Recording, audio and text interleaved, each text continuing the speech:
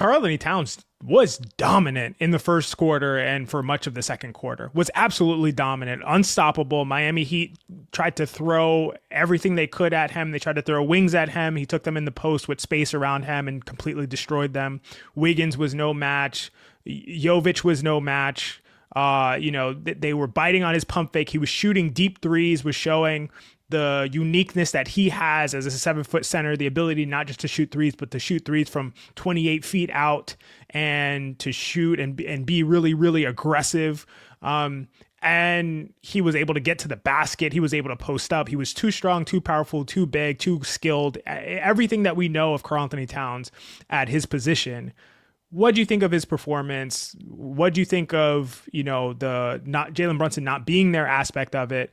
Or did you feel like that Karl-Anthony Towns is really just getting into a groove, getting into a rhythm as the season goes on? Because we know he's going to continue to get better since he started off with some poor shooting. Yeah, the shooting was always going to see positive regression. He's too good a shooter. Guys like him he's not just going to shoot 30% for a whole season. Like that just doesn't happen. Or if it does, it's an outrageous outlier. The 14 attempts was pretty jarring though.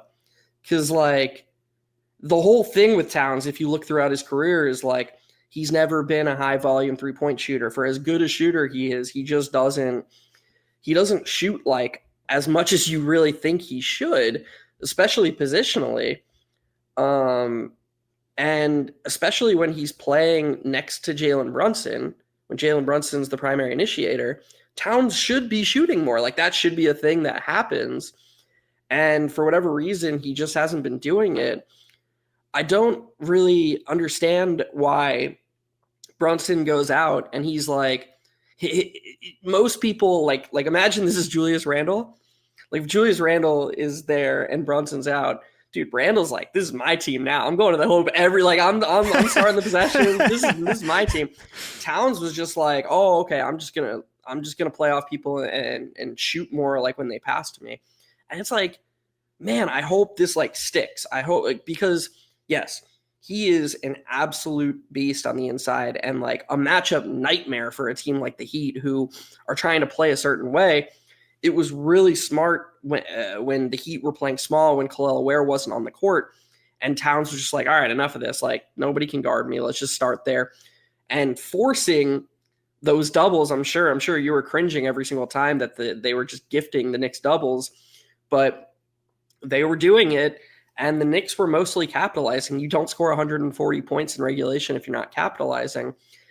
It's always going to be about balance with him, but you hope that when Brunson comes back, he maintains this shooting aggression, because really the highest ceiling version of this team is going to see Karl-Anthony Towns super aggressive with his shot.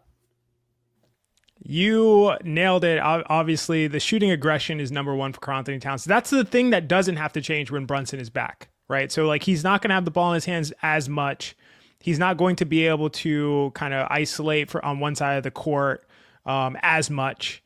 He's not going to be able to throw a behind the head pass to himself for a corner three and get an assist in a 3-on-1 possession probably ever again, because that'll get called. But when Jalen Brunson is back, one thing that he can do is continue to be just as aggressive from three. I think that's what I've always wanted to see from Towns throughout his career. Like you mentioned, he's kind of a low volume 3-point shooter. But he's so good and he can shoot from such depth. You can see he was a little bit short on some of his shots from far out range. He just needs to take them more, and he'll really get that lined up and make that at a much higher rate.